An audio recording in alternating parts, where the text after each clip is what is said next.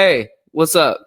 This is Del Jones from the band PunkBordello, and you are watching the PunkBordello podcast. I want to thank you for being here, and I also want to mention that the next song that we release is called Hotter. It releases on all streaming platforms May 6th of 2025, and you can find that early before release for $5 on Bandcamp.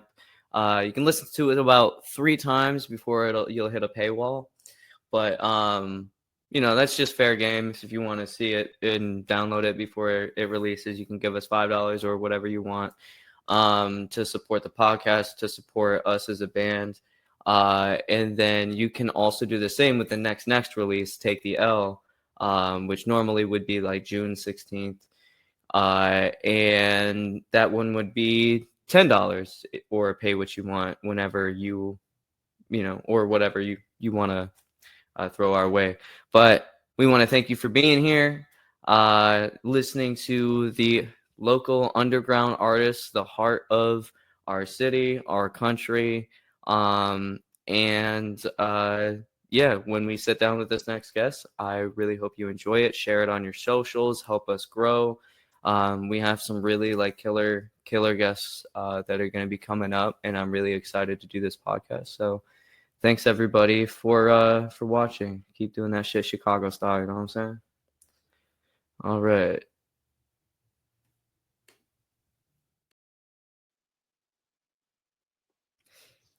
Hello. Yo. Welcome to the PunkBordello podcast. This is Jim Leadbetter.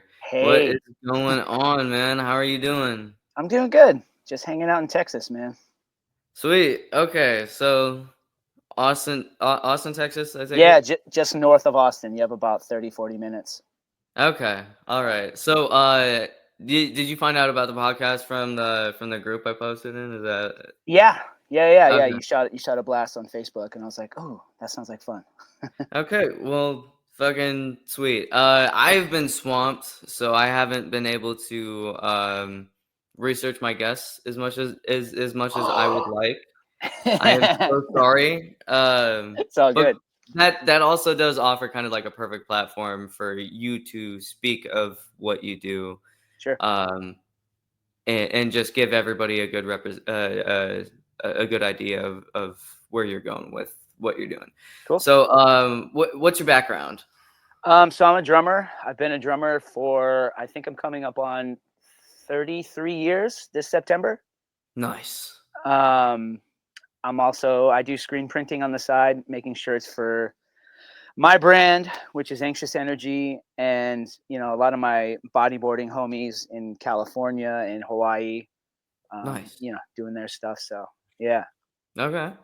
All right. So what is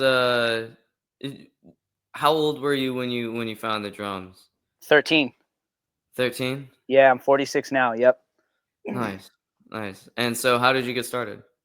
So my uncle Vince at the time, they're no longer together, but he was in a band in San Jose, where I'm from. I'm from Santa Clara and Santa Cruz. Mm-hmm. He was in a band called Diatribe, and they were like this kind of like industrial band in the San Jose scene. And he gave me my first pair of drumsticks and a 9x13 Yamaha Tom. And I would sit in my room summer before I started 8th grade and playing the drums in school band.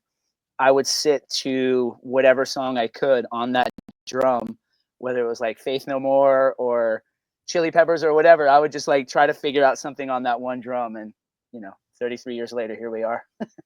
Nice. So like what year was it when you were 13?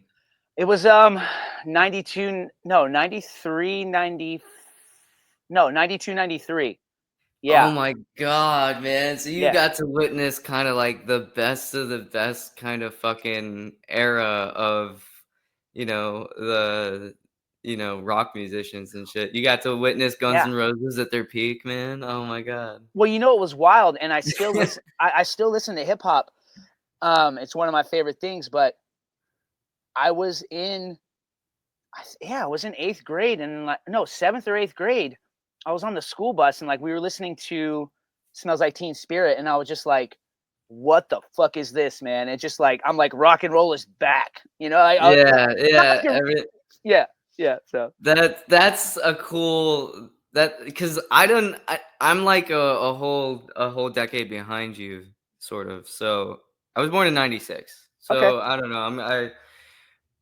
But so I grew up with Nirvana, and I yeah, grew up with Nine Inch Nails, and I grew up with all the greats, the pop punk greats, and everything like that. But like it also was like kind of a time when those like scenes and cultures started dying, like a little bit in a certain way. Like they're not dead, but like right, they're like the community has kind of, with social media and everything like that, has kind of like made everybody, especially after COVID, it's made everybody much more like I feel like sheepish. I mean, like the music industry has taken a big hit and it still hasn't recovered from it. So like yeah, yeah, I mean, it says enough. It's like a completely different like sense of community back then, and like in a time where people would just go to shows because that was what you did on a Friday night, Saturday night. 100%, dude. I mean, that's one of the reasons we moved from California because to be honest and candid, because I don't hold back. I mean, we left California partly because of the COVID BS. Like, it was everybody in California was scared and closed, and Texas was open. And I'm like, well, I'm doing this for a living now. I haven't been because of COVID, because I teach drums during the day, Yes.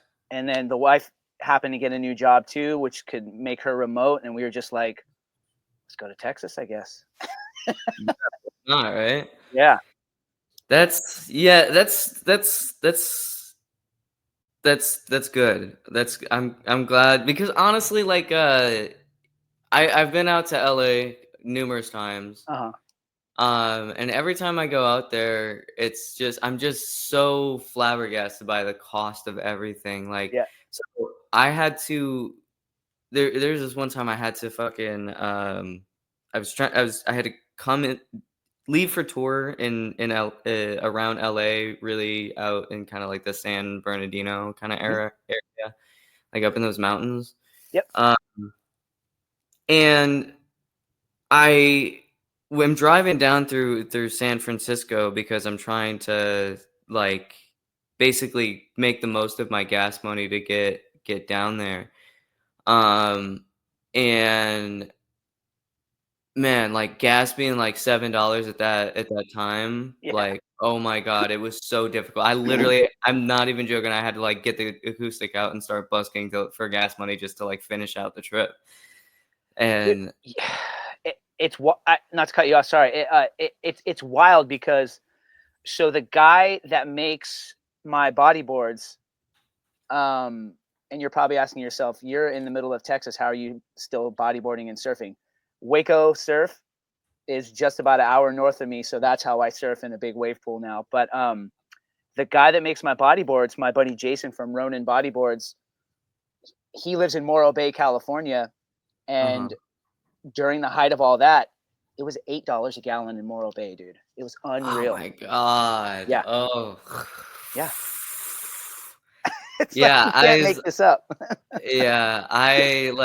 I was just astonished. I was pulling up to the pump like already in defeat. I was like, yeah, I have $20 that's gonna get me like 5 inches down the road. Try to like I'd have to like pull over to avoid I'd have to pull over to avoid any kind of like traffic around rush hour Yeah, anytime I was traveling, because there was a point where I had to go through like Anaheim, and then I also did visit like the Rainbow and shit like that, cool. just to make the most out of my experience. You know what I mean? Like I made it happen. Yeah. I got to pay my respects to the Lemmy statue. Oh, dude, yep, I hung out down there too. Yep. Yeah, I mean, it's fun, but Yeah, you know, outside of that, outside of the history, I don't really have a reason to be out there. I mean, don't get me wrong, I would love the weather, yeah. but like, I mean, it's just with everything that has kind of like gone down, and like, I mean, especially like those fires, that doesn't make you want to move somewhere. You know what I mean? Like Jesus Yeah. Christ. I'm California's like, always been on fire. Yeah, I remember the wife and I, we went to St. Martin for my 40th birthday back in Mhm. 2018, and flying out of SFO, it's just like red sky. It's gnarly. Yeah, Oh my god. yeah, Yeah, I can't imagine that. I know a lot of people have lost a lot of shit and stuff yeah, like that, so I am not even I've kind of just the thing is as I've toured throughout the country, once I finally had kinda hit coast to coast at least, yeah, I haven't played everywhere, but, um, I kinda realized that, like,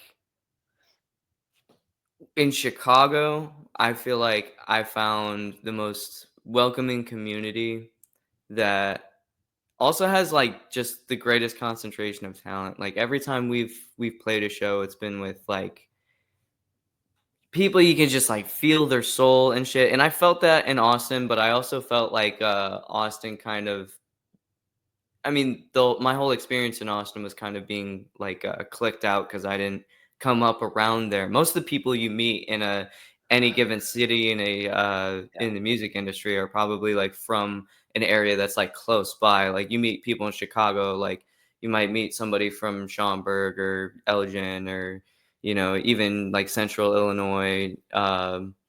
And then Central Illinois, you meet a lot of people from Chicago, but like also other people from like you know, other nearby areas and that sort of thing, you know? So it's just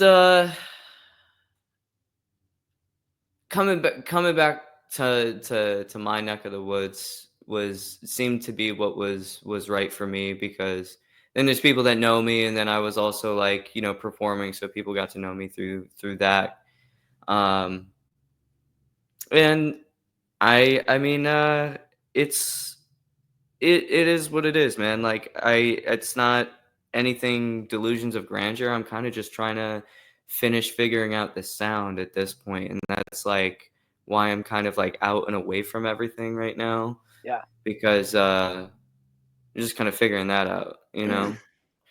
Yep, Um, Getting everything scheduled for release and just kind of planning next steps. yep. And the podcast is a nice way to do that, uh, and kind of like promote things in the meantime as it's like coming out slowly.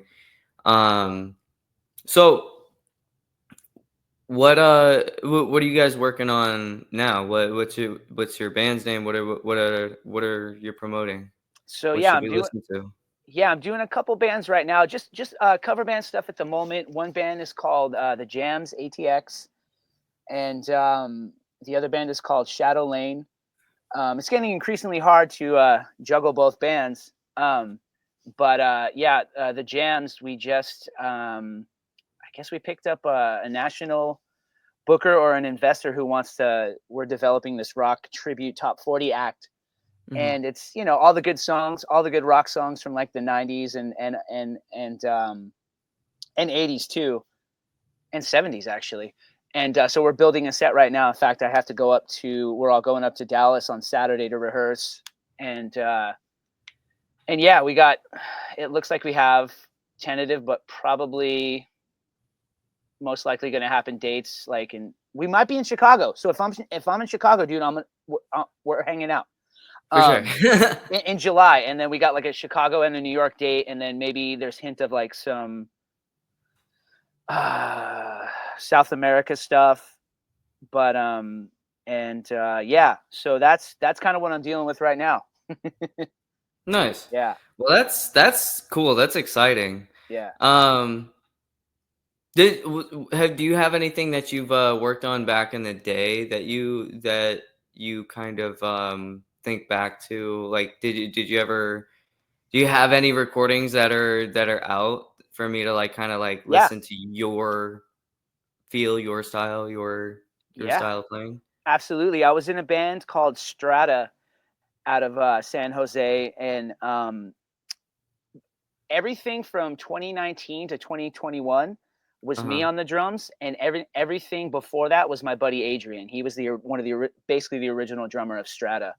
And Okay. so long story short, I had a band of 8 years from 98 to '05 called Super Channel. And we changed our name to Morning Donovan and then to Amorous, going through the, Mhm. the industry of as it is. But so Super Channel, Strata, and my other friend's bands divided. we kind of all would love to play shows with each other in the San Jose scene. And so I knew the Strata guys for years, and then it just so happened we did a memorial reunion show for our Divided's original guitar player Paul, because he passed away from a drug overdose. And oh damn. So we all did that back in 2019, and then my good buddy Ryan in Strata hit me up one day. He's like, "Dude, you want to come jam?" And I'm like, "Abso-fucking-lutely."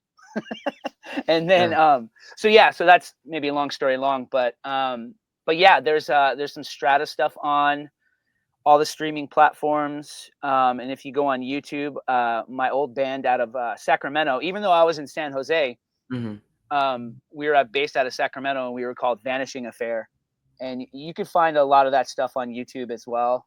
And yeah, I mean, I've been in hip hop bands.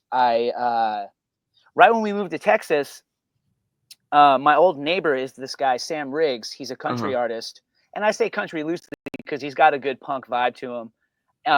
He hit me up one day and he's like, "Dude, you want to play on a cruise with me?" So I did the Texas Country Music Cruise with him back in 22. And that was probably the best tour. I mean, we played Sunday night, and then the rest of the week we were just hanging out, goofing off, and it was amazing. That's awesome. So, that's great. Yeah. I wanted to touch on the whole country punk thing, because one of the beautiful things about Austin, Texas, is that like whatever it is has like a little bit of a country flavor on top of it. Always. In one way, shape, or form. Yep, it does, man. Absolutely. It's like it's different because like anywhere else, like if you see that in Chicago, you might be like, but you see it in Texas and you're like, well, this is the place for that. Of course. Yeah. Yeah. And I mean, and if you think about it, like the old school guys like Johnny Cash, George Strait, Willie Nelson, like punk is, yes, it's a style of music, but it's also a way of life. And those old outlaw country dudes, ZZ Top, they were living it, man. They were just like against authority, against the whole establishment, not just one side or the other. But quick story. So my buddy Brandon, he plays guitar for David Lee Murphy, which is a country artist, big country artist. And he filled in the guitar spot on the Sam Riggs gig on the cruise ship. And so we had the same room, so we became real good friends. And he told me the raddest story about George Strait. So my wife, she loves country. Like if it's music quizzes, I got everything from the 60s, 70s, 80s, 90s and up, no problem. But if it's country, she gets them right all the time. So, so my buddy Brandon knows people that play for George Strait. And this is where the connection of outlaw music, punk, and against authority stuff kind of. So I guess the legend goes George Strait chartered a boat and had, his people come out. It was like a vacation or whatever. And he tells the captain or the person running the show going, "I only want to hear two kinds of music, my music or 90s gangster rap." And apparently he knew all the lyrics to all the 90s gangster rap. And I go, "That's a real motherfucker right there." So that's there is that crossover, man, because I do think the old school country guys are punk as fuck. I mean, look at Johnny Cash. It's just like that's punk, man. But, yeah. And it's what's so funny is a lot of people think that "Hurt" by 9 Inch Nails is a Johnny Cash song. Right. It's but he just covered it towards the end of his life. And he just beautiful. wanted to shout out some respect for those artists. He also covered Depeche Mode, a couple of others. Soundgarden. He did Rusty Cage. That's right. Yeah. Man, and that Johnny, I heard he died in Jamaica. He had a house there, and it's like apparently now haunted with his spirit, which is something I'd like to go check out. The coolest haunting ever. Yeah. I mean, wouldn't it be rad if like you go tour it and then like all you hear is his beautiful like haunting like monotony voice? That would be so amazing. What if that kind of makes me wonder, like, if a musician inhabits it, will he kind of like just, you know what I mean? Like, will he just kind of guide that musician, or will like, what if it was like one of those kind of situations where it's just like, yeah, man, you're a legend too now. You know what I mean? Like, I hope so, man. I mean, that would be so fucking awesome. You're like, yeah, I'm gonna go record in Johnny Cash's old house, and he's just like spiritually guiding you or some shit, you know? yeah, he's like, now hold on to the range, son, Yeah, because yeah, yeah, this is gonna get wild. This is gonna yeah, be your best record ever. 100%, dude. I'd be like, yep, let's keep going, let's do this. Yeah, Yeah, and you could see it. I feel like you could, cause I mean, he was overall just a pretty good dude. You know what I mean? As far as anybody knows, is considered. sure, I mean, obviously, we don't know the man personally, but right, you hear a lot of his soul in his music. And absolutely. I Yeah, and mean, that's shit. yeah. Oh yeah, go No, I was ahead. just no, that's the beauty part about music, man. Like I always tell my students all the time, like, so my mom's a singer, so I grew up singing with her a little bit, and then just finding my way to the drums naturally, and but like, and this too. You can hear a melody or a chord or something that you've never heard of before, and it invokes an emotion that you never thought it would invoke. And Yeah, that's the beauty part about music, and just, yeah, music in general, not just lyrics and melody and vocals. yeah. Um. So where you're in Austin. Hmm. Uh, what is your favorite song that you've recorded that we could listen to? Probably. Ooh, um, I guess what I mean, yeah. What's my favorite song I recorded to? Man, I mean, I really am proud. I'm proud of all my music. Like, I even go back and listen to the early Super Channel stuff because I have it all on my hard drive. I haven't really uploaded it yet, but maybe I should upload it to YouTube. Um, but in the last, the 2 year stint I did with Strata, Uh-huh. man, that was when you're in a group of people and you're playing this music and you're looking around going, what the fuck, this is amazing. Yeah. That's how I felt with Strata. And I don't necessarily have I mean, I like all the songs we recorded, and we have a Yeah. bunch of unreleased stuff, but yeah, I don't know if I have a favorite, but like, favorite to play is probably Everyone Loves You When You're Dead. Uh-huh. um and even Around the Bend, it's very slow and kind of like, I don't want to say drony, but it's like very morose slash like moody. And I just got to beat the shit out of my drums, man. Heavy melodic rock, like I just poured everything into it. So Strata released how many? How many releases does Strata have? I think they have two major label because they were on Wind Up Records previous. And Okay. then we released, I think, 3 or 4 songs in from 19 to 21. Okay. Yeah. Okay. All right. So I mean, when did you record those songs? What year was this? And like, what is the story behind that? Like, how did you get involved? And Yeah. tell me. I'm kind of curious because like, there's something nostalgic to me about like the old days Yeah. because I actually do want to take a second Do it. to warn people. There's a lot of like scammers that are trying to, well, basically they'll name drop like real record labels, but then they'll like send you some fucking contract that seems too good to be true type shit. Yeah, it still And happens. I mean, some of them will go as far as to like call you and be like, "Yeah, we want to fly you out," type shit. And it's like, unfortunately, in 2025, that is a scam. Nobody's doing It's a that. scam, and even if it wasn't, I'd still be like, let me get 2 lawyers instead of one. Yeah, exactly. Yeah. It's just like it sucks, man. I damn near got. I didn't give him any fucking money or anything, but like I was We've like, all gotten tell me got to some. more. Yeah. You know what I mean? Yeah, we've all gotten got. Like, Yeah. I think there's EMI still owns 3 or 4 of my band Super Channel stuff because we were like, what? There's a publishing deal, and we didn't read it right, and they're like, oh, now they own it. I'm sure that it's a write off for them, but anyway. fuck. But Yeah. anyway, so Strata, tell Yeah. me about your time. Tell me about when you first got the gig and Sure. fucking tell me about the best time in your life.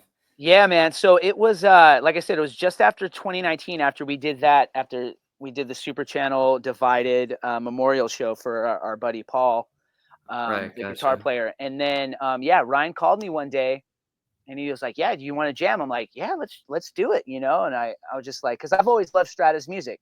They were one of the bands. What was the first song that you recorded?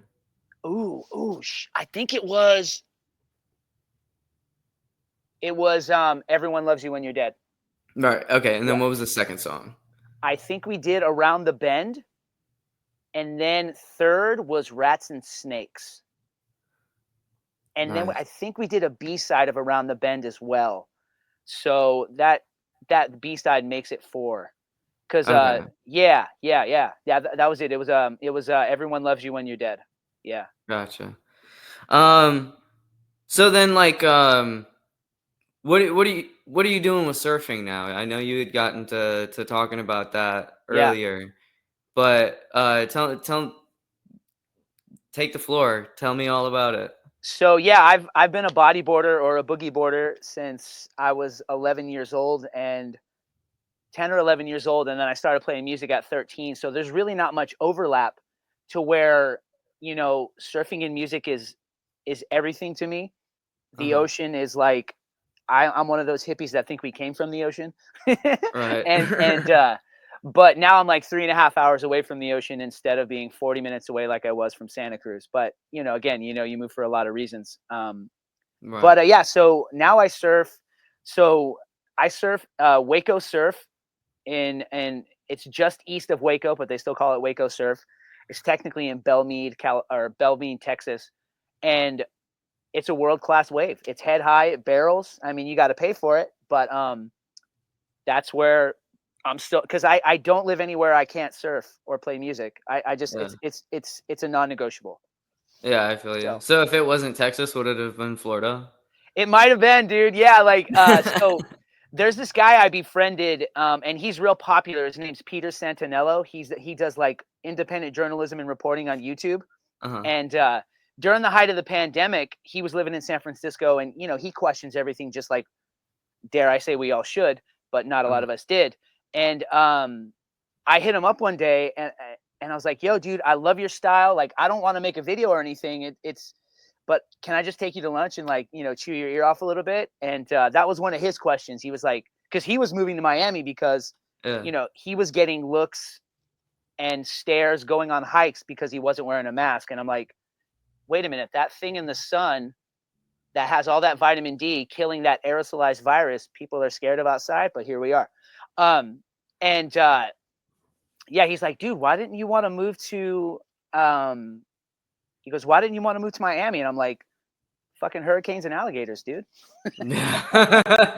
Yeah, not just that. I mean, Yeah, their wildlife is something else it from what is. I hear. And I've I've I've toured out there. It's a Yeah, fun place to go to. it is. Um, I'm The thing is I just love Texas because yeah, the bugs are also something else in Texas, but it's like, you know what I mean? It's like the mosquitoes. It's like Oh man, they're the bane of my existence, mosquitoes. I But yeah, I literally just outlawed pants for myself for my entire wardrobe everywhere and forever because of the mosquitoes in Texas. Like you will yeah, not catch me in any shorts.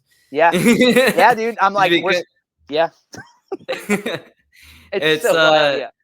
it doesn't matter if it's like 110 degrees outside. I don't care. Still wearing pants. Yeah, I still wear shorts, but like my wife and I, she's a holistic nutritionist by trade, but she's also a traveling math teacher.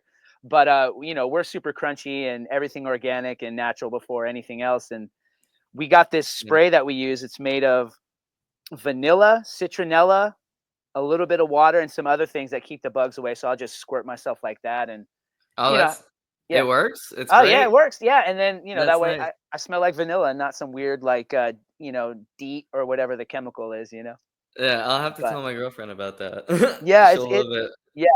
But I'm with you, dude. Like I should let me back up. Texas is a mini Australia in a lot of ways, and because we've been to Australia too, Oh and yeah? What was it's that like? Oh, dude. Okay, so December 2019, right before the pandemic popped off, and I'm sure we were like, I'm sure. I mean, because Australia is like so close to Asia, and like we're in a lot of traffic back and forth. I'm sure we passed the COVID bug a bunch of times, but Yeah. it was like, but Australia, the people are rad. It, it go if you get the chance, just go. It's and it's so funny because it's like a top surfing destination. And Hmm. when me and my wife booked it, because my okay, let me back up even further.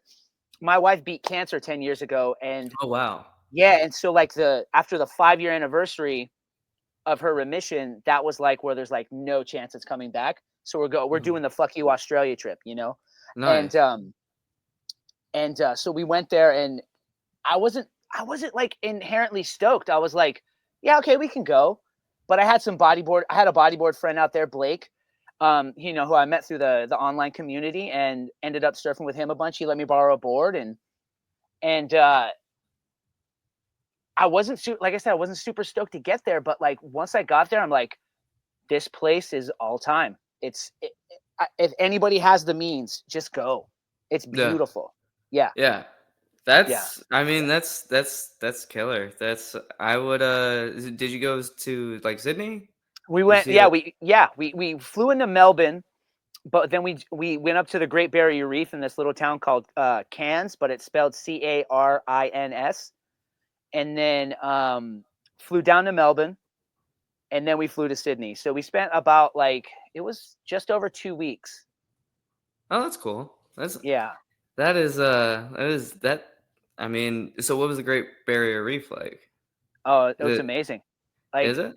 you're like a few miles off the coast, and you're on a boat, and then they just drop you in the water, and you have to wear like a little thin lycra kind of like wetsuit thing because it's summertime there. So there's and the saltwater crocs aren't 3 miles out, but there's the really deadly jellyfish. So you have to wear, Yeah. the suit. But the Great Barrier Reef's fine. It's we went on an eco tour, and I know there's a lot of controversy stating that the Great Barrier Reef is dying. It's getting bleached. I was just gonna say, yeah, like I saw Yeah. something that it was like dead or something, and I was like, this The this yeah, that made me so sad.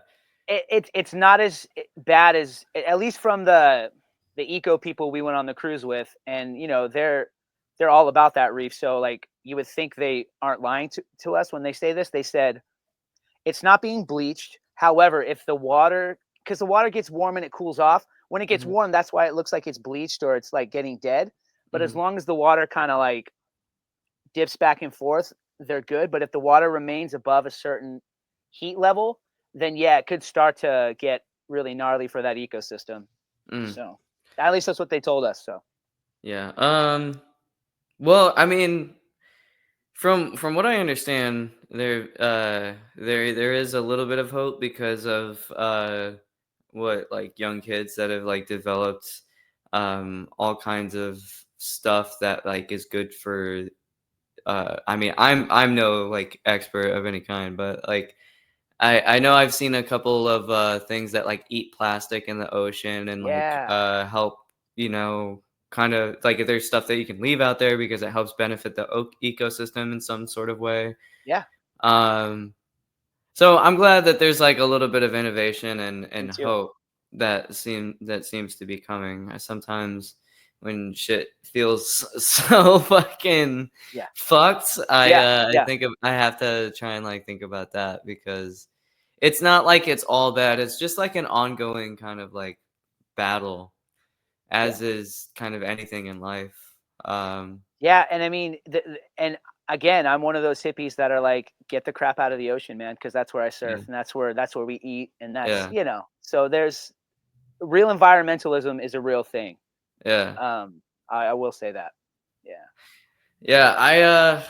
I mean, I just I don't know what there is to do besides hold certain corporations responsible, Yeah. but we won't get into that for legal I mean, reasons. we could, we don't have to, but yeah, no, there's some corporations and countries that could do a little bit better with their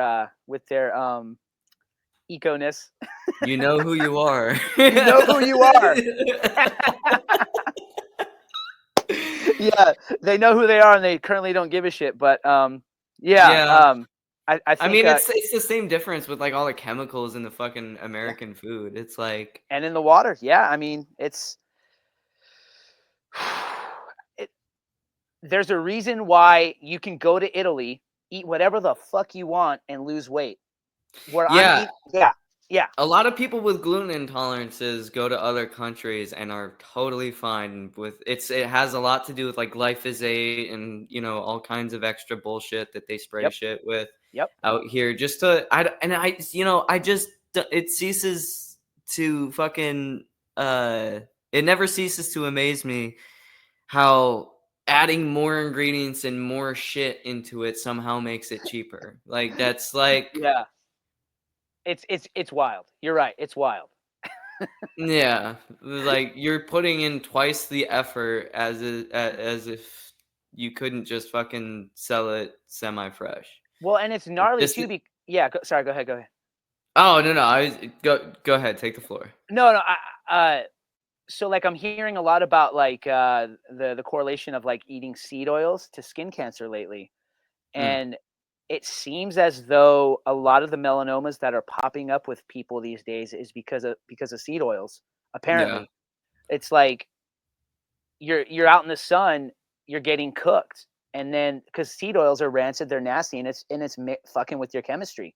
So like, and we're not perfect by any means, like, but 9 times out of 10, I won't eat French fries if it's not cooked in like tallow or avocado oil, or you know what I'm saying? yeah. So what I like to do, so I one of my other passions is cooking. I've worked under a couple of chefs. However, although I am good at cooking, I don't like doing it as a job, so I try to avoid it.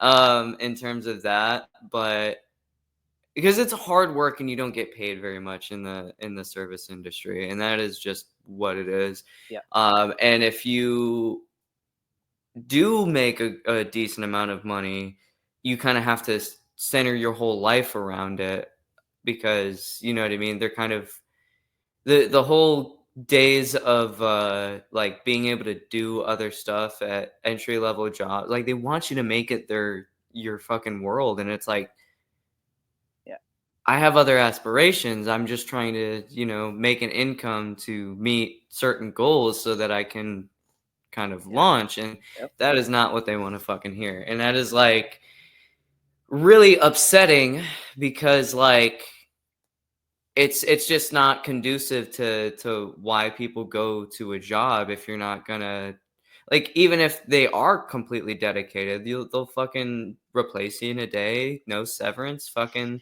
all that kind of extra shit. So like, you know, but coming back to the oils and everything like that, the the seed oils are terrible for you. Canola oil is fucking god awful for you. It's basically motor oil. It's yeah. disgusting the way it's made.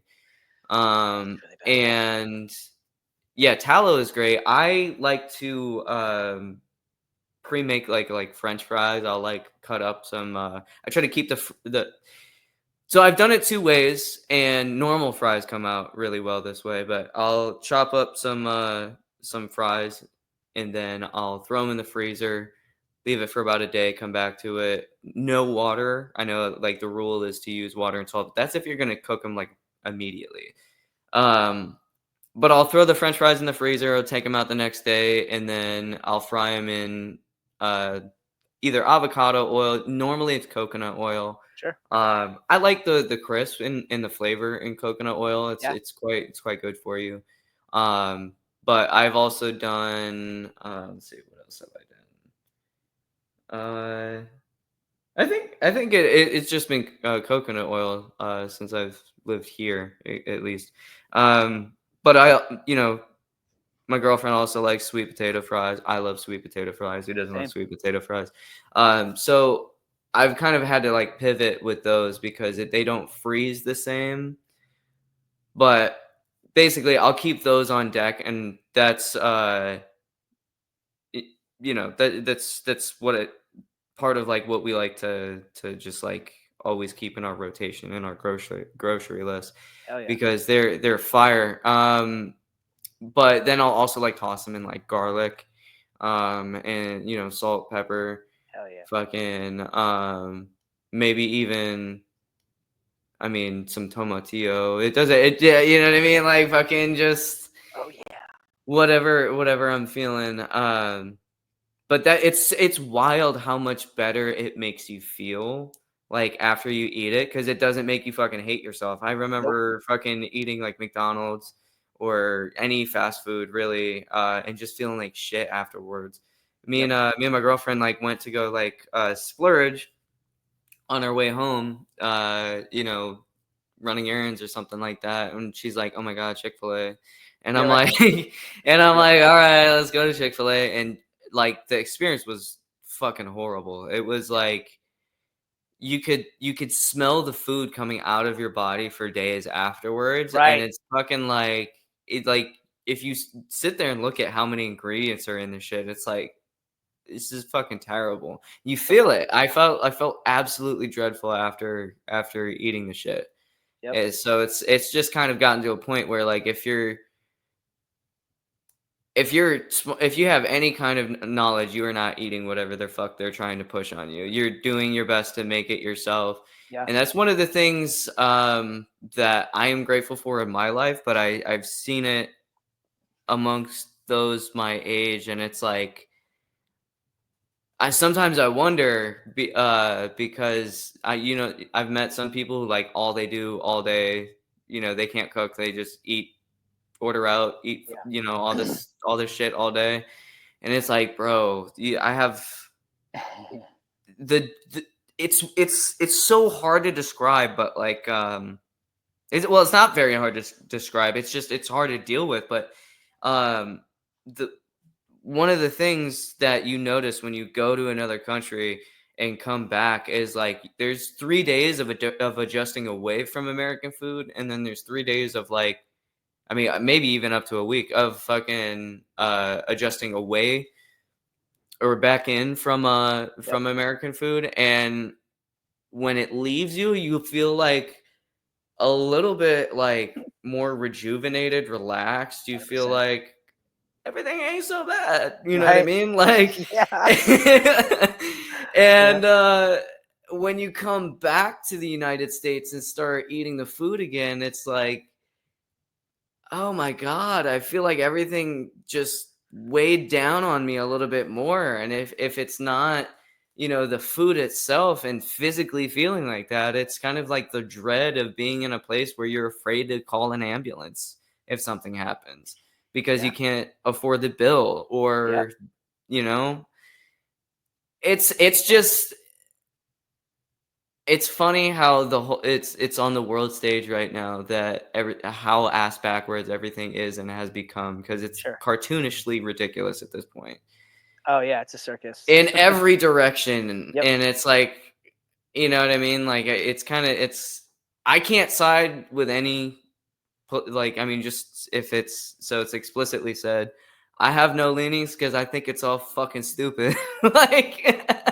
I just remember like because I've always kind of considered myself like more liberal, right? Same. But like when COVID happened, I was in Austin, and fucking I had like three auditions, or not auditions, I had three gigs in uh gigs for South by Southwest. And I Mm. was like, I had been working for about a whole year before that, like just trying to integrate myself into the scene. And then when COVID happened, I'm literally having a rehearsal with one of these bands in the living room of my old apartment on Riverside. And I'm fucking, we're looking at the news and it says South by Southwest has been canceled. And we're like, you know what I mean? Just fucking crushed it, man. Yeah. And enter my next the album that I made afterwards, and I mean I was also writing it at that time, so I mean I that was just all I had to go with. And it was wild because now everybody's leaning on like content to kind of carry everything forward. Right. And I mean, the content that I made, it didn't even fucking matter anymore. You know what I mean? It's just like you just Yeah. got buried with the other shit. You know, you spend so much time and effort uh working on something, and it just gets fucking shattered in a second, you know? Yep. And it's like, wow. And then on top of that, you're not sure, this is supposed to be something that is completely new. Um, it seems suspicious because the government is telling you like, oh, it wasn't made in a lab and shit like that, you know what I mean? And then fucking comes out it was made in a lab, and then fucking everything just kind of like contradicts itself the whole world over, and then everybody's Yeah. telling you to get this fucking shot they're trying to give you, and it's like, How'd that work out for everybody? And I'm not laughing at the hardship. I'm just saying, us conspiracy theorists are fucking batting 1,000. So like, I mean, what am I supposed to like? The thing is like the COVID vaccine had direct implications, like right off the bat, in all the studies that were done with like a rare condition that I have. And they did some studies on it, and they're saying, oh, yeah, there's what was it? One in one, like 3 out of 4 people that the vaccine was tested on who have this condition ended up hospitalized for 6 months. yeah. And everybody, and it was a 1 out of 4 a chance of death, so a 4 out of 4 chance of having not a good time. And And we want to have a good time. and it says down at the bottom of this fucking letter from the CDC, like, oh, we still recommend that it's efficable, and so you should get it. And I'm like, what? No. Did we just read the same thing here? Or and The then like CDC, what's contradictory weird? city. Yeah. What was weird is like all the I'd always considered myself like more liberal until Same. I was in Texas and all this shit was going down, and you are in a situation where, you know what I mean, you don't want to smoke, but you got to get the cops involved now. And fucking they're like, sir, do you see what's happening outside? Like, do what you need to do. You know what I mean? Which is wild, man. Like that is like It's that was damn near a lawless time. You know what I mean? So yeah. it And changed my perspective on everything. You know yeah. what I mean? Because it's like, wow, I have to be the one fucking defending me if shit like this happens. It's very fragile. You know what I mean? Yep. Like it could fucking flip on itself at any fucking time. And Yeah. then everything just quote unquote goes back to normal. I'm just glad that like they couldn't keep those lies under wraps. I'm just glad Right. that it all kind of like came out, because like it's like you anybody with like critical thinking or common sense was kind of just like shunned from society, and it's like, and I'm sure we're gonna get so much hate for all this shit, but if you don't have any haters, you're not doing anything right. And you know what? To all those people hating, like, check the receipts. Yep. Check It's the like receipts. I'm just going based off of what I saw, and how can you blame me when there's a 4 out of 4 chance that they're telling me about that I'm not gonna have a good time? I don't, you know what I mean? Especially at that time, I didn't have any health insurance. You know what I mean? And Yeah. is fucking like, I mean, what do you expect us to do? It's so like unrealistically unaffordable for like an average human being, especially a fucking 22-year-old kid who's college age, just trying to, find a job and kind of get on his way. The thing that was difficult Yeah. for me in Yeah. Austin was that, like, even when would have some cover gigs, it was difficult for me to find an outfit that I really gelled with Yes. and didn't, put nefarious dumb bullshit in front of the music. You know what I mean? Because that happened. You know what I mean? It was in a band that could have been really good, but everybody kind of let it go to their heads before we even played our first fucking show. Yep. And it's, it kind of put me in a position to I kind of like failed into the next great opportunities, which were great. I learned things that I can't forget, but like, Right. you know, I didn't get, I got the short end of the stick financially. You know what I Yeah. mean? So Yep. I get it. you got to pivot and you got to learn how to do it right for yourself, and that's kind Yeah. of the whole point of like coming back to Chicago and doing stuff with Punk Bordello. It's like all the songs that I write, and you know, there's like a certain idea to Punk Bordello, that's Chicago style rock and roll, punk house, hip hop. And then there's also Del Jones, which is like, my metalcore shit that, I do completely by myself. And, it's just like, that's most personal to me, and those songs are kind of like my babies because, I mean, I guess there's a world for metal, which is great, and especially metalcore. Um, and it's getting a little bit of an audience kind of on its own, Hmm. which is nice. But it's neither here nor there. It's probably just people that actually know me from either touring out to them or being on the way on the road, leaving for tour here, there, Yeah. the other thing. So I mean, that's really where like the following kind of comes in. But anyway, before I get away from myself here, so where can people catch you at, Yeah. and what dates do you have coming up? I know we talked about it before, Yeah. but I also want to make sure that we get it somewhere around the hour mark, Yeah. um, in case we go off on down the rabbit hole a little bit again. Hey, I mean, rabbit holes are fun anyway. Yeah. So, yeah, shoot, I got a couple gigs with the Jams coming up. We're playing down at you probably know where it's at, Shooter's Bar in Austin on the Yes, I 26th, do. and then I the played 20. there. I played Yeah. there not too long ago. I played there when I was, so it was after I lived in Austin. I came through there. But anyway, go ahead. Yeah, yeah. And then the day before that, the 25th, we're playing a festival in Rockdale, which is just about an hour east of where I am. Um, and yeah, I got a couple of summer gigs coming up with the other band, Shadow Lane. Hmm. And then yeah, the Jams are getting booked up really well, and like I think there'll be a lot of traveling involved this year, which is going to be cool. And I'm going to try to tack on surf trips because it's my goal in life to be able to write off business trips as surf trips. So, and then yeah, I'm Jim Leadbetter drums on social media, and yeah, I give lessons in the Austin area, drum lessons. That's the day job is Yeah. drum lessons.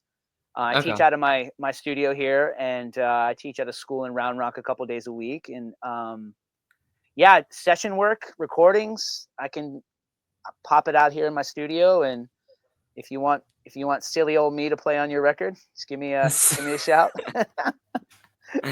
You know? Yeah, no, I Yeah. feel you. Yeah, okay. Well, um, so we were touching on the food, Sure. the everything with where we're at as a society right now. But what gives you hope, like with your students? Like what drives you? Well, first of all, like what age groups do you teach? I have anything from this rad little 5-year-old kid named Jaden Mm, to a 60-year-old student who started about at 58 years old named Mike, and everything mm, in between. I have a 27-year-old female student that's never played drums, and her dad got her a block of lessons for Christmas, and she's been coming ever since. And let me tell you, like, what gives me hope is the fact that, like, I'm seeing this 27-year-old chick play drums, never playing before, and her timing and feel is so incredible. I'm just looking at her like, are you fucking kidding me? yeah, That's what I love.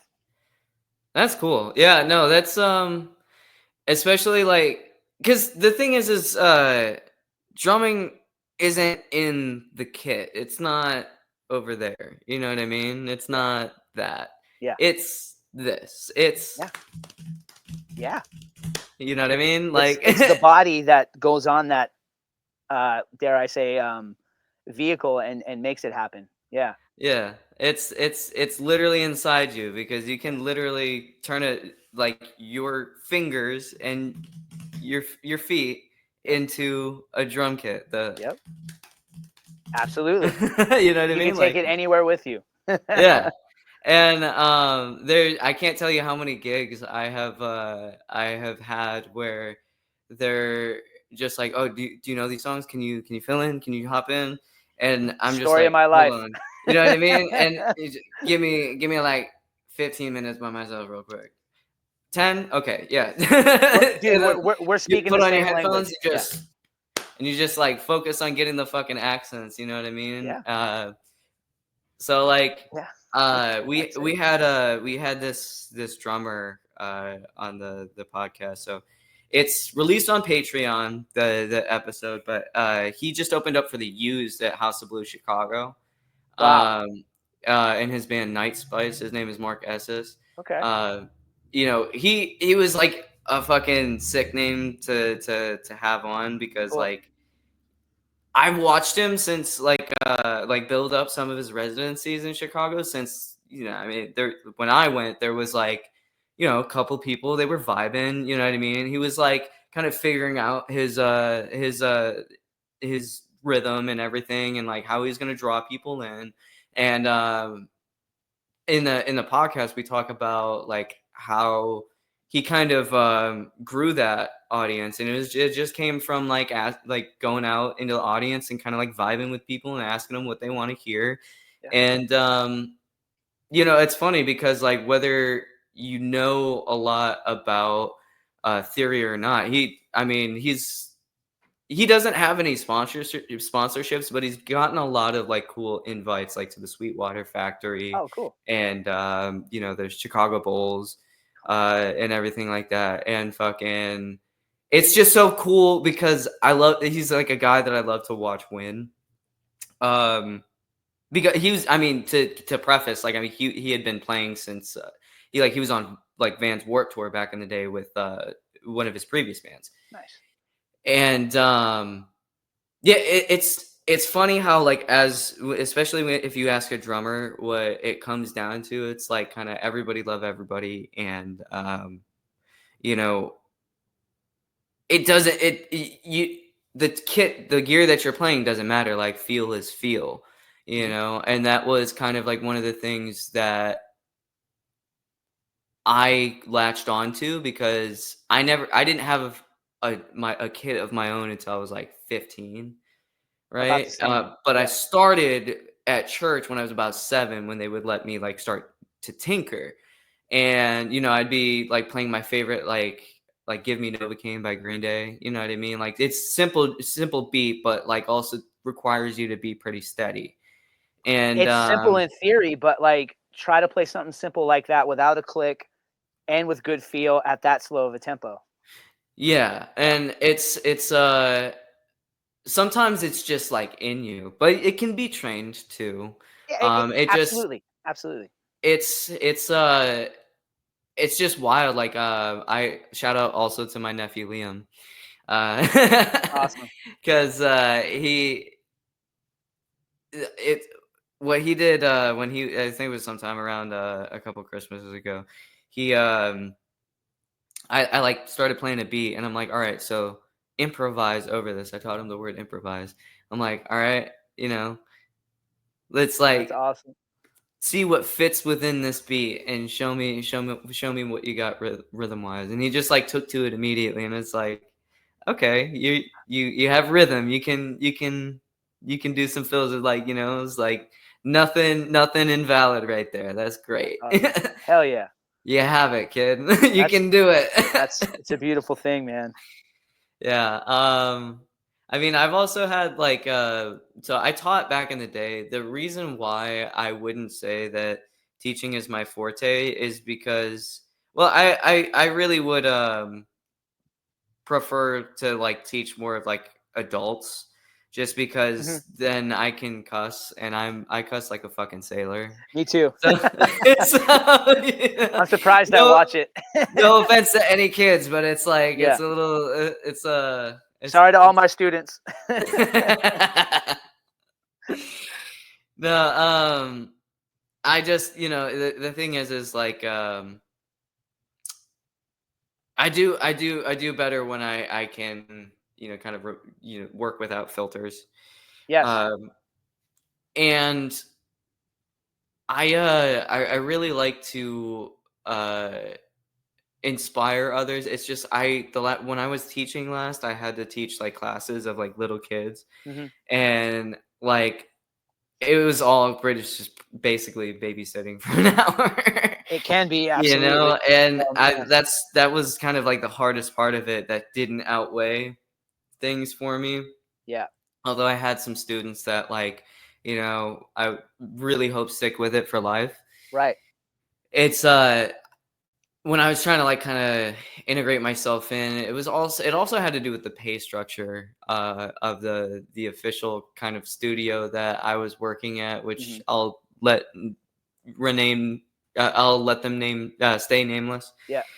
Um, but I don't know. At the end of the day, I am kind of where I'm at now is just I'm in the middle of something. You know what I mean? And I'm kind of committed to that. It's just now that I'm kind of like 70% of the way through, 70% of the way through, I'm kind of like, whew, I need to take a break and do something else and fucking think about the short form content that's going to be needed for all this shit. And honestly, it's been a pretty great idea. Altogether, I mean, I think it's been like a good like 20,000 last I checked impressions across all platforms, 20, 25, something like Oh that. yeah. Good. Trying to keep it conservative. So, I mean, that's just how many times people have seen shit from the podcast, like Good. all of the little clips and everything considered across everything. So, I mean, that's still nothing by comparison, but I would call it a good start, I mean, So yeah. it's not a especially having someone like Mark on the podcast. So like everything's available on Patreon. Like as soon as it like finishes like processing, I can upload it. But this episode will probably be available sometime in the middle of the week. I think the thing is I want them to be out, and I get antsy because I am doing a lot of them right now. I think you're number 6. Um, so I mean, season 1 of this fucking podcast is it's kind of coming out as it needs to. I try to just keep it every Monday, but I mean, some of the people that I've had, some of the conversations that we've had are just like too good to just hold on to. Sure. But everything is early access on Patreon, so I'll refer everybody there. It's only $3 a month. Cool. It was literally the least that I could fucking charge, but that's if you want to get it before it comes out on YouTube. So that's what I got to kind of like leverage. And then there's also the whole Bandcamp thing that everybody heard at the beginning of the episode. So, I mean, with that, I mean, I've said everything that I need to say. You got anything else cooking that you want to let people know about? I mean, some sponsors that been taking care of me for a while. Samsung Symbols. I've been with those guys since 2017, and the U.S. rep Tim, he just lives about 3 hours away from me in East Texas. So if I need symbols, I can just go over there and just hit a bunch and see what I like. And I've been kind of running with this company, Icarus Footwear, and he's actually Andrew. He's actually in Chicago or around the Chicago area. It's a barefoot style sneaker company, but they look like super cool and classy court, like I guess you could say like K Swiss, like some old school classy K Swiss. Because the wife and I, we've been on the barefoot shoe train for a while with like, working out in Zero shoes and stuff like that. And Yeah. And on the drums, I've always wanted something that was lightweight and flexible that moves with your foot, obviously, right? Because you're using your fucking feet. Right. So I hit up Andrew from Icarus one day, and I was like, "Yo, dude, have you ever partnered with like a drummer? Because I mean, I would love to wear shoes that look good, and while I'm on stage." And he's like, "Yeah, I'm totally down." And I made him some T-shirts too, and so yeah, um, those are those are the two companies right now that I'm working with that I really enjoy. And Firehouse Drums out of Indiana. Eric, he just made me a drum set, and it should be shipping out here pretty soon. Oh shit! Are you gonna do like an unboxing of it? I guess I should, right? You should, yeah, Yeah, I guess I absolutely, should. man. Yeah, Do because that man his unboxing. yeah, I should. My buddy Paul, he was in that band Divided I was mentioning that we all used to play shows in San Jose.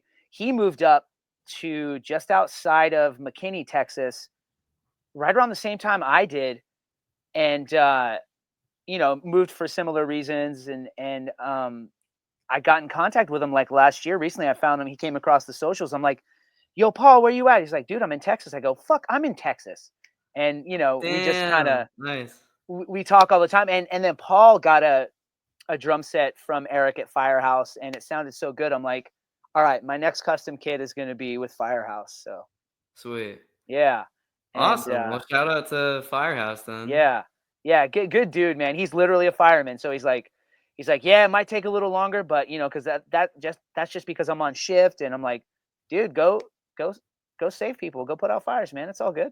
Damn, man. That is the fucking salt of the earth right there. Yeah, man. Yeah. He's a good dude, and I've always been that type of dude that, like, I mean, I care about the money, but I also care about getting a community of people and just building everybody up. Like, so, like, like I feel like a big fish with these companies supporting me, and I can't help but like want to help build them up as much as possible too. Because everybody, I don't believe in, oh, I'm self-made and I did it all myself. Yeah, in a way you did, but dude, We're someone bought nothing without people, the ones who made us. dude, Absolutely. someone bought you a coffee, someone gave you a high five, held the door open, engaged in good conversation.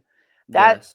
that helps, man. So, Yeah. but anyway, yeah, Gave you those are some wisdom that came at the right time. You know what I mean? man, it's yeah. So like those are the companies I'm down for. And it's funny, speaking of Sweetwater, just a little side note.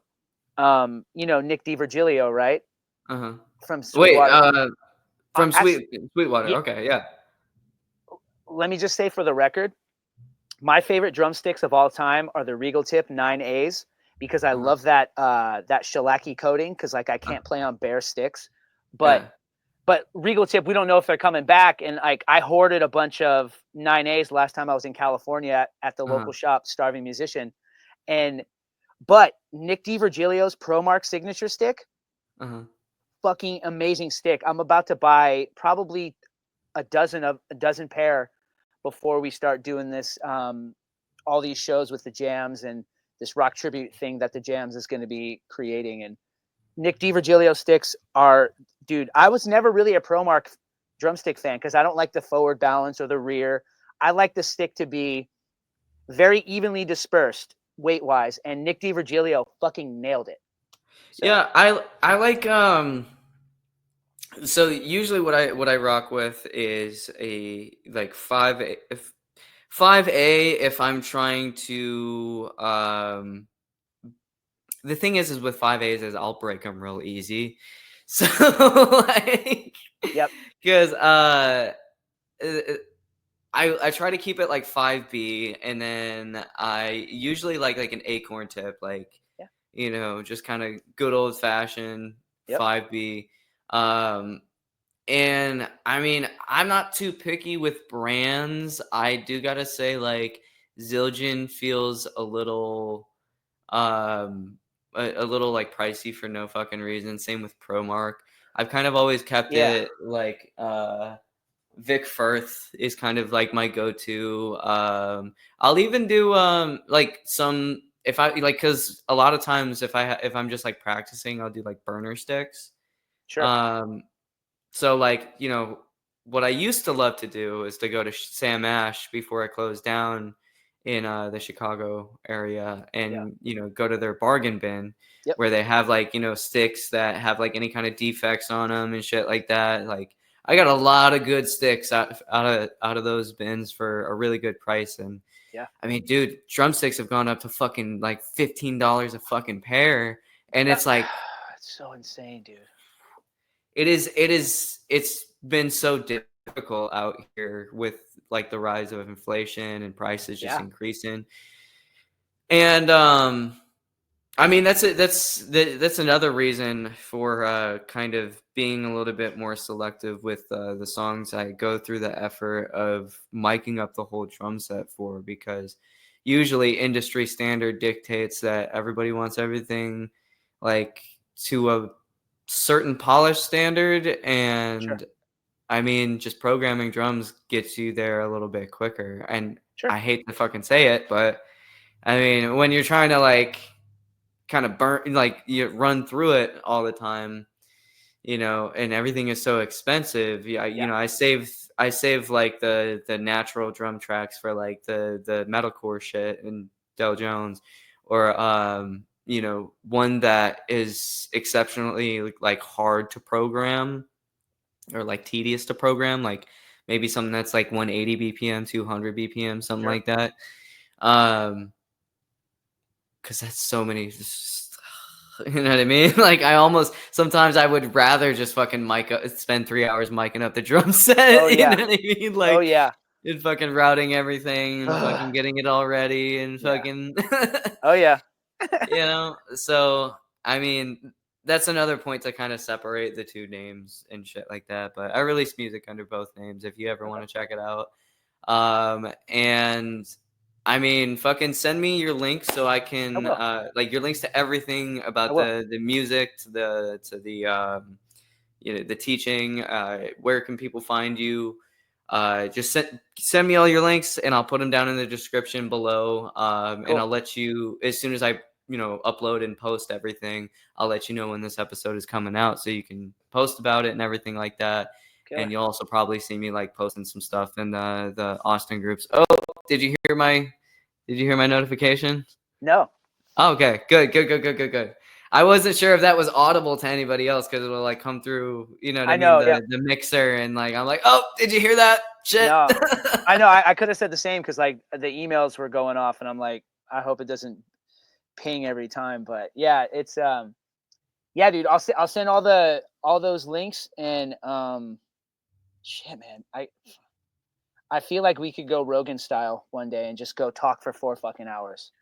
Yeah, I mean, so that's kind of the whole idea is that I just kind of want to get acquainted with everybody within, getting it. So, because like I tried to start the PunkBordello podcast back when I lived in Austin, but it kind of got, when I asked for people to be guests, they all kind of like, you know what I mean? Like, why wouldn't you want to just sit and talk shit with good company? Like that makes no sense to me. Well, this is what I wanted to say previously. I kind of, that train of thought kind of derailed a little bit, but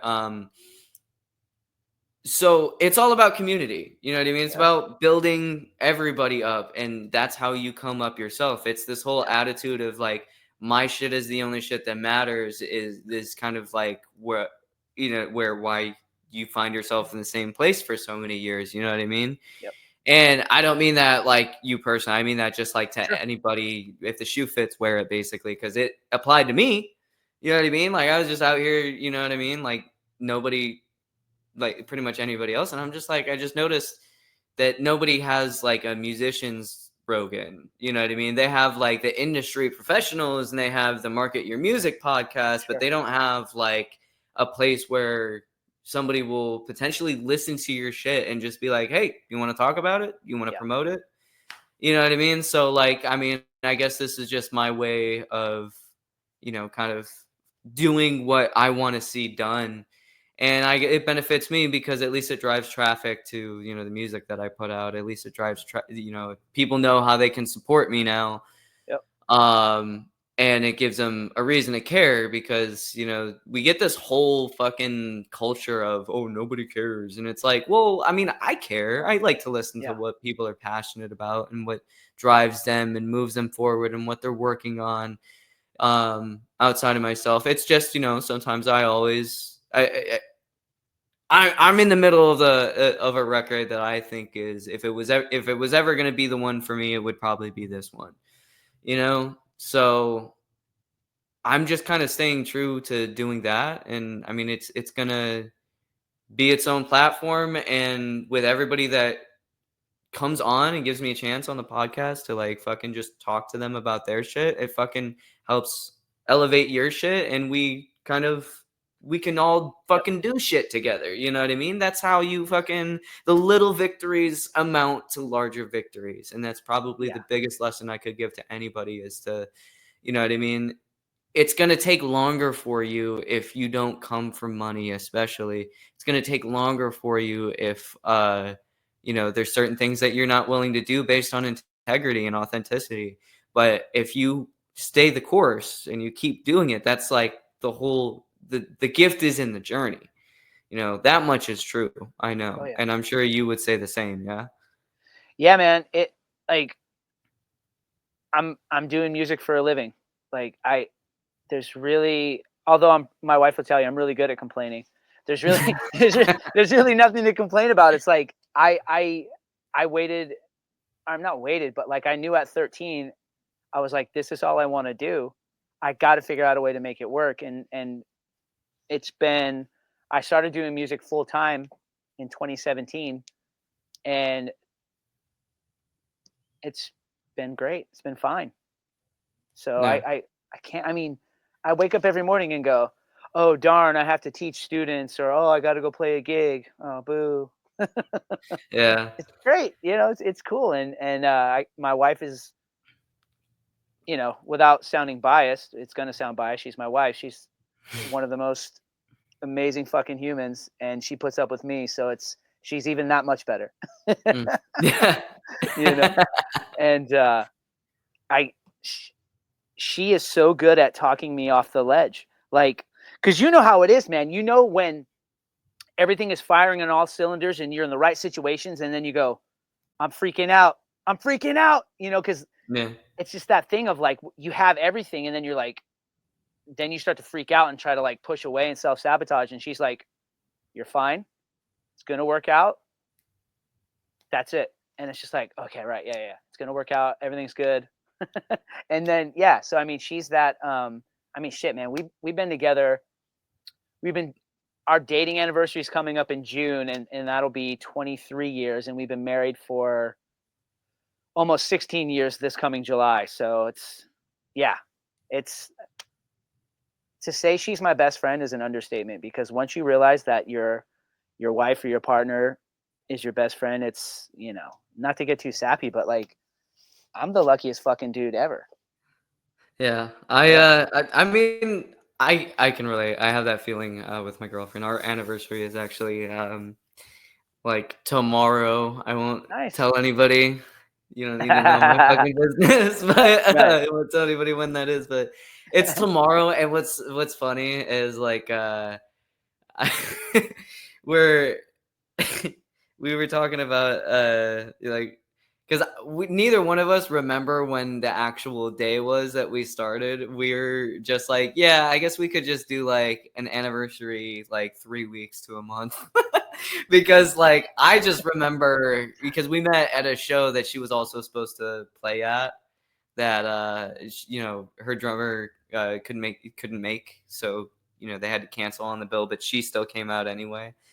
um and fucking, I just remember the day because that was like when it changed my life, you know what I mean? Yeah. And flash forward to now, we're, you know, living together and kind of doing the whole thing. Yeah. You know, I don't want to talk too much, but I'm quite happy, you know. Hell yeah.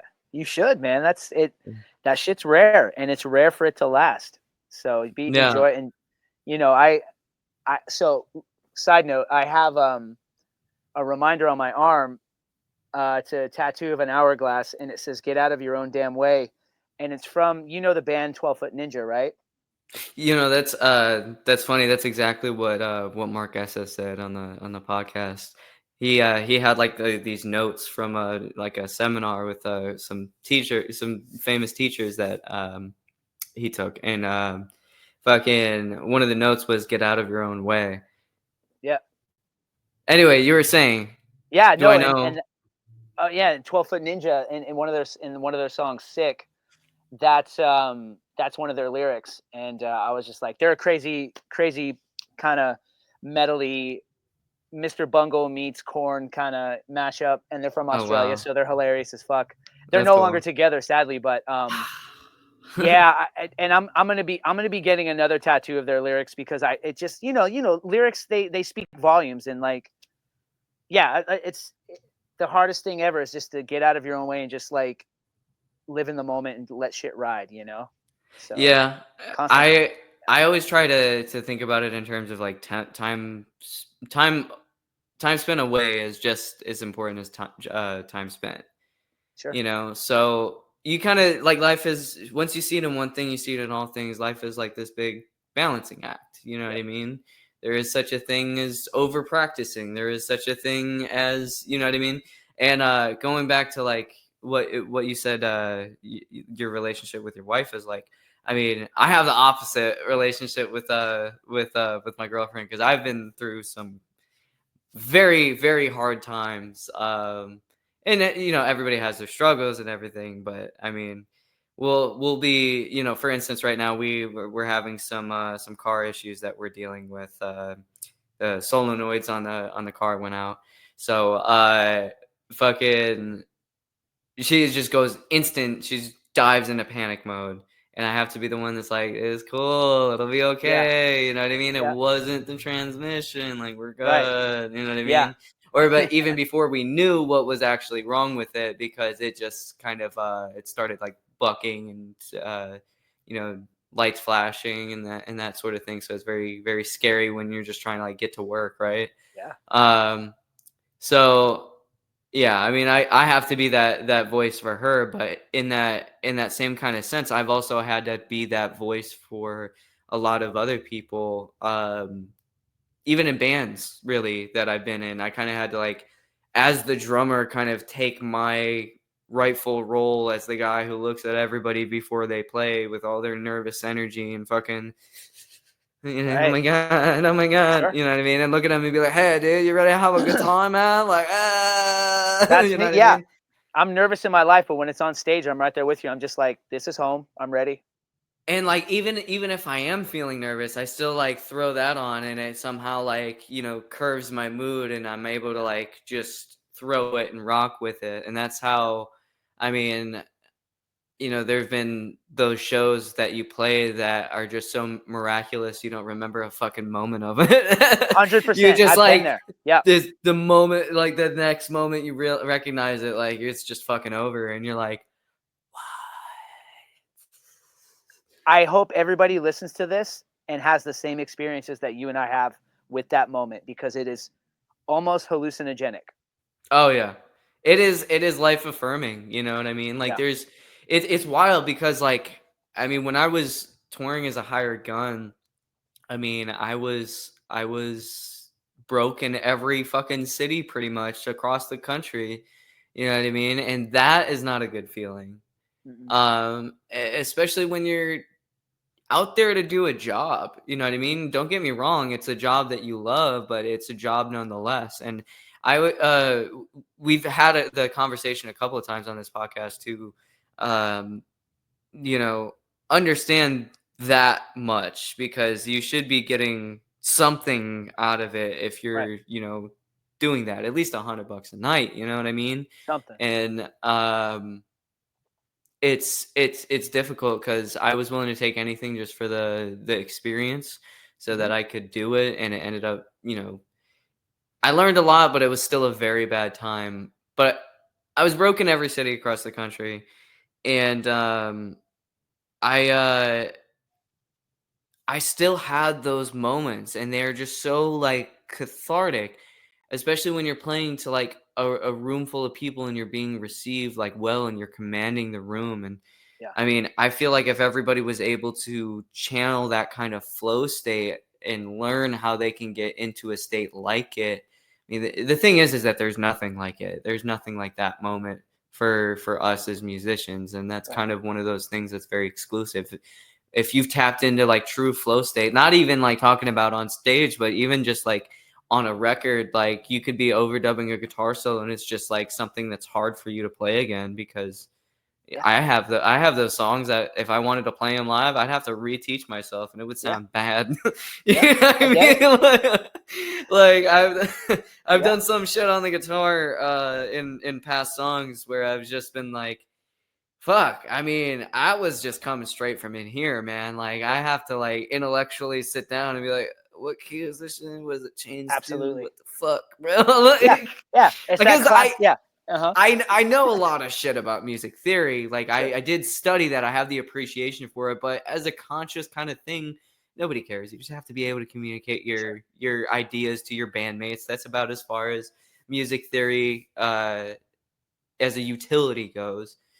Or to be able to like program, MIDI program some shit. You know what I mean? Right. It may if you're trying to do like a piano or a synthesizer, it kind of helps to know the grid and of a piano and how it works and everything like that. Yep.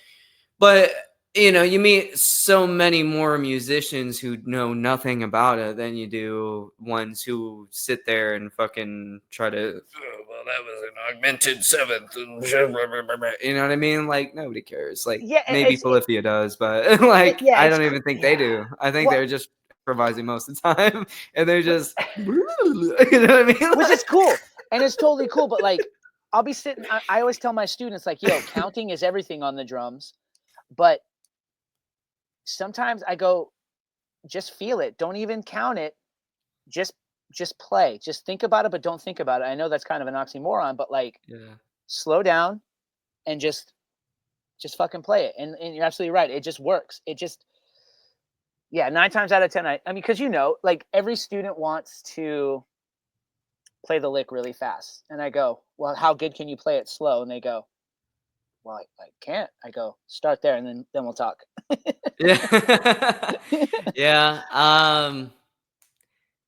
Yeah, man. I gotta say, it's just like the, slow, but like the technique is very important. That rim shot, if you're Oh playing yeah. rock, or that Oh two yeah. that and or the 2 and 4, Oh yeah. if you're playing dance, just where you choose to put certain embellishments and how you serve the music is all. It's a personal relationship because Yeah. nobody is gonna have the same two ideas. Um, and sometimes it kind of seems like the universe guides us to either uh, new heights in our abilities or other people with those abilities to be able to come together for a music that just it finds you, Yeah. but it also is kind of like the most important thing when it's standing right in front of you and it needs to be recorded or it needs to be played type shit, Yep. and especially when you have like a room full of people have a connection with that, there's no greater feeling whether you're I mean, and the thing is I've been in like a Green Day cover band where the we played the Vixen in McHenry, which is kind of a northeast of Chicago. I want to Okay. say it's like by the Woodstock kind of area out there, and it was packed. I was surprised for a Green Day tribute band, but I mean they've been doing it for a while, so I mean it kind of makes sense. But just seeing all those faces out there and playing all those songs and giving them what they wanted uh, was really ethereal, which is why it like astonished me the direction that they took instead, because it's like if you're talking about what served the music best, it was when I was doing it. I was willing to do it. It's just I am myself. I'm not, gonna do something that I think it sounds bad for the music, you know what I mean? And sometimes what sounds best for the music is me just singing with my natural voice, because I mean it sounds so close to Billy Joe. It's just a little bit different. And I just didn't want to fucking take on the role it seemed that they thought was appropriate. But I just thought if fucking Green Day themselves saw that shit, it'd kind of be like, you know what I Mm, mean? Like, okay. be yourself a little bit more. You know what Right. I Okay. mean? Yeah. Like, it's Yeah. okay. Like if you're talking about punk music, if you're talking about the punk spirit, I don't think they would appreciate you trying to be like them. I think they would appreciate you being like you, and to be Yeah. just against any recording of any original music whatsoever seems kind of just at a disservice to you, because you have to challenge yourself both ways. Yeah. You know what I mean? Like Yeah. part of like the whole human imagination, one of the great assets of being a musician is being able to kind of like plan ahead and run certain situations through in your head. Like you close your eyes and you think about it, you audiate, you hear that music in your head before you play it, you know how to serve it. It's an all-encompassing kind of thing, whether it's your idea or somebody else's idea. The only difference is that you have certain criteria to meet when you play someone else's music, Right. so that makes you better in terms of like knowing how to serve the music. But originality comes in clutch because you're constantly challenging the parameters of what you know versus what you feel, and how to make them interact with each other for an idea that also reaches other people. Not even if it's just lyrically, Sure. but also if it's like sonically, if it's through the rhythm, is it like people connect to those principles specifically because something in the music feels relatable to them, or it makes them want to move. You Yep. know what I mean? They're connecting, they're interacting with it in some sort of way, and they can't help but not. And when you create that, it's just un I hope somebody feels a joy like that in some way, shape, or form in their life. Hope Yep. everybody gets to feel that, because that's something that is completely unparalleled when you are a musician. Yep. That's like you get those moments and you might be getting ripped off 10 minutes later from the venue owner, but I mean,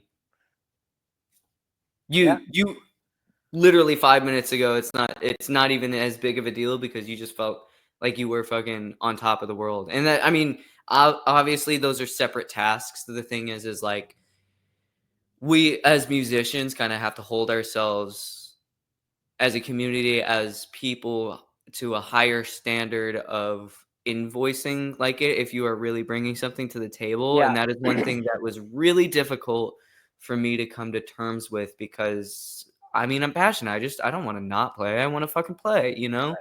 But you can't do everything for free all the time, because then it's not sustainable. And the caveat with being a musician, we talked about this in the last podcast I did with Ben Jones, Velvet Lab, also based out of Austin, Texas. But he, I mean, we also run into the caveat of like you need live performance to be able to do it, because then now what the industry gives us is they kind of totally try to bypass musicians and then just go straight to making short form content creators Right. into touring acts, and it just does not work like that. Like they were like, oh yeah, let's look at for this game changer, fuck you artist. Like you're always going to need us, because we're the ones that know how to kind of express ourselves in an Yep. authentic way that people connect with, more so outside of the short form content. In the long form content, like the 5 minute long song or the fucking hour to 3 hour long concert, you know what I mean? We are seasoned professionals at doing that because we've been doing that our whole lives. Yep. And to not invest in that first, and to instead try to kind of piggyback on skits and fucking stupid shit, and try to turn people that are not long form performers live performers who have no experience whatsoever, but 1 million followers or 2 million followers or 100 million followers. Yeah. That, you know what I mean? Like it is not conducive to better quality content that makes you more money over a certain period of time. And I think going back to something that in our current podcast that I wanted to touch on was just you have to be willing to kind of like invest in an artist in order to reap that kind of fucking reward, which just doesn't happen anymore. But Right. business is in general is all about maintaining relationships. You're going to continue to do business with people that have their best interests at heart, but also your best interests at heart, because they want to continue to do business. We all want to continue to put each other on or fucking, have Yep. give and take with each other. You know what I mean? That's how we all come up and cultivate some sort of community, is by giving each other a platform here and there. You know what I mean? Like this band over here kind of sounds like us. Let's book a bill with them in this city, and then maybe when they come through to our city, we can book a bill with them. And it's like it's that kind of it's weird because musicians, like the musicians network, the whole music industry as a whole, has always been slimy and greasy. But it's like, Understatement. Yeah. yeah, it's always been slimy and greasy, but still you need other people to be able to come together. And the other thing is that we went through a whole era where they tried to, do away with the whole live band, and now we're kind of entering this new era where the live band is king. Like Lady Gaga, you're not going to see Lady Gaga without a band. You're not going to see The Weeknd without a live band. You're not going to see this, that, the third, whatever the fuck. Like live bands, they're not going anywhere because they It's help not going provide anywhere. a real fucking experience. And one of the things I've been wanting to say in the podcast for quite some time is that I know I play like all these fucking instruments, but the thing is like I wanted to be able to, like, I mean, I was dedicated to being a drummer for so long because I just wanted to be able to play the drums and be left alone. You know what I mean? And then the same difference with guitar. Yeah, I know it just as well, and I make these compositions. But if I was going to be a guitar player, I just wanted to be the guitar player. I didn't want to fucking, sing. I didn't even really start singing until I was around like 17, 18. Because I just wanted to be an instrumentalist. I didn't want fucking any of that shit. But life has kind of like forced me in a position to where it has been like, okay, well, I mean, it's not like you don't write songs. Right. And fucking if you don't get something out, nobody knows what you can do. You never do anything. And I think as musicians, the way the industry has moved for so long has forced us all into a space to wear a lot of hats that we're not comfortable wearing. And that's great that it's forcing us out of our comfort zone and everything. But it's definitely too much, I should say, because like you're going into other territory where like this used to be someone else's on payroll whole fucking job. You know what I mean? And now you're just like giving it to, like, there was this band that I toured with in Florida. Shout out to Zapachi. But don't get me wrong. Like, I mean, they themselves will tell you, like, yeah, we don't even really like care about social media as much. And they play fucking amazing. Like, they're just like, they could challenge Polyphia. I mean, Wow. with how fucking like technically articulate they are, as well as how like how nice how crystal clear the quality of their live show as well as their recorded music is. And it's like, but their Instagram following when I met them was fucking, I didn't see much of one. Hmm. And no shade, no disrespect. I mean, they told me that shit themselves, and we all kind of have similar gripes where it's just like, attacking it and kind of like figuring out like this, this podcast is a way for me to kind of do it. But you have to kind of do short form in a method in a way that is going to keep driving you a new audience, but you can fit it into your life. And then you can also fucking like, you can fit it into your life, and then you can also make a lot of it without burning yourself out. Because I mean, I was trying the skits for a minute, I was trying this, I was trying that, and like even playing my own originals on live or anything like that gets old after a while. And it's like it just, with the commodification of like what we see on our socials, on our phones every fucking day, it just becomes such a raging bitch to have to like try and compete with that as someone who would like consider themselves more of like a introvert, you know what I mean? Because that's where a lot of the real artists are, like introverts, or people who, I mean, like to just work on their own shit themselves, you know what I mean? I'm glad I have a live band now, so it's not just that. And then on top of that, they're also playing on the next tracks. Shout out to Sammy Darty, who is playing bass on Take the L, as well as Some Young Punk, which will come out later on down the line. But as well as Brad Hurley, our drummer. But I mean, pardon this deep dive that I kind of went off of, but it it's very difficult is the point to also kind of spend all of your time on marketing as well. Yep. And that's why cover music has become like a medium for people. But the audience, from what I'm told, kind of really wants to hear like both. They want to hear your original, they also want to hear your covers. So that, not your covers, but obviously the covers of you know what I mean, the band you're playing. And I mean, we dance, me and Mark Esses, me and Ben Jones, we all dance between like what is the right answer. And it seems moving forward that it's going to be a little bit of a mix of both. So, I mean, if you have the rights and permissions to play the Strata stuff moving forward, I highly recommend booking maybe a show or so. Um, Yeah. and just getting back together with the guys, because I know that would be a great feeling for you anyway. Oh, Um, it'd be cool to do that because like we got shortchanged because of the pandemic. Literally, we played 3 shows and then everything kind of shut down. So yeah, and that is a terrible shame, and I know exactly how that is.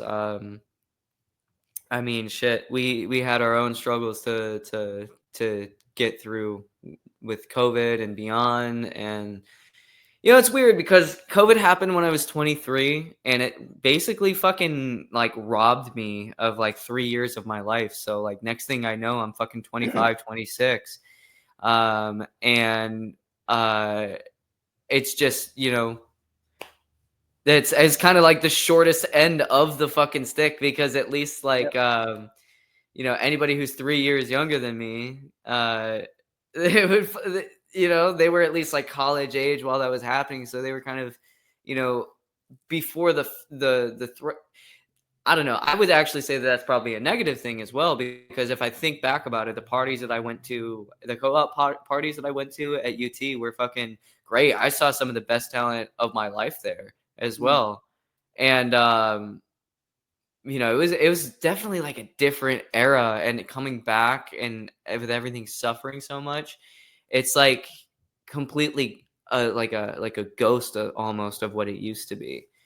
And Yeah. especially considering the fact of like all the businesses on 6th Street that shut down through it. I mean, we're all just kind of licking our wounds, I guess, and Yeah. recovering. And I mean, the bars want more of the tribute and cover bands to protect their bottom line a little bit more, because they're not making as much money. And the other thing is that I feel like a lot of original bands also tend to have a little bit too much of an attitude for where they are. You know what I mean? Which is like Always another, been like the you're case, dealing but with yeah. egos. If we're coming back full circle to the what the music industry is like, it's always been greasy, Yeah. but we can't do it without each other. So we all kind of like need to get over ourselves, which is another theme we've been talking about the last couple episodes on Yeah. this podcast. It just kind of get over yourself. And don't I personally would prefer to think the least of myself until I can't ignore it. You know what I mean? And what that does is that kind of keeps me at like a wavelength that understands that, yo, the world will not treat you better for being a nice person, but that doesn't mean you don't still move with the right intentions anyway. You know what I mean? And what you give is also what you get. So why do I want to give out a whole bunch of negative shit and, uh, you know, have beef with all these other people and fucking rage bait and, Yeah. I don't give a fuck about this. I don't give a fuck about that. Like I'll talk some goon stupid shit in the music. You know what I mean? Like I do. That's just like part of the creative process for me sometimes. You know what I mean? Just, You have to. you You give them have to. something a little something to laugh at here and there. Yeah. A little something to be fucking. So I'm walking down the street with some chicken out of 40. You know what I mean? Yeah. Like, Yeah. Yeah. Yeah. Yeah. uh, actually, what I wrote in Some Young Punk is, so I'm walking down the street with a cheesy beef and a 40.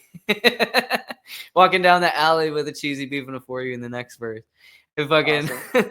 it's just like it's stupid because it's just like kind of a song you dance to, you know what I mean? It Yeah. doesn't really necessarily mean anything any which way, but rather is just a song that you play when life is just coming down.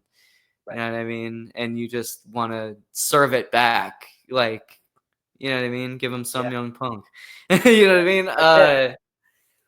But anyway, I digress about songs that aren't even, scheduled for release just quite yet. I mean, don't get me wrong, it's copyrighted. Don't try to take it. But um yeah. Anyway, I've been this has gone on a little bit longer than I really had time for. And Yeah. so I do No. got to get ready here and kind of get everything processing to release. But it's Yeah. been great talking to you. This has been This the is fun, man. longest podcast yet. Nice. This has been fun. Yeah, I got to go get my back cracked at the chiropractor. So good Oh timing. yeah.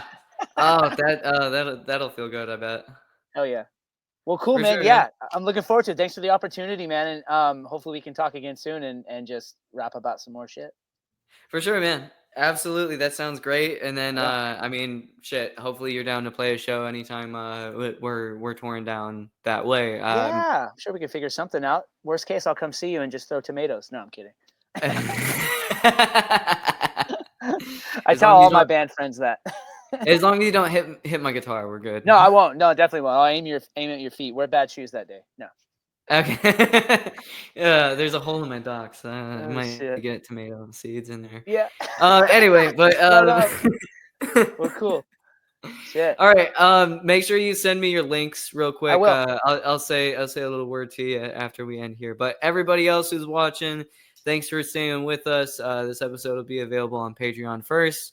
Go ahead and subscribe for literally the cheapest amount that I could possibly make it, just $3 a month.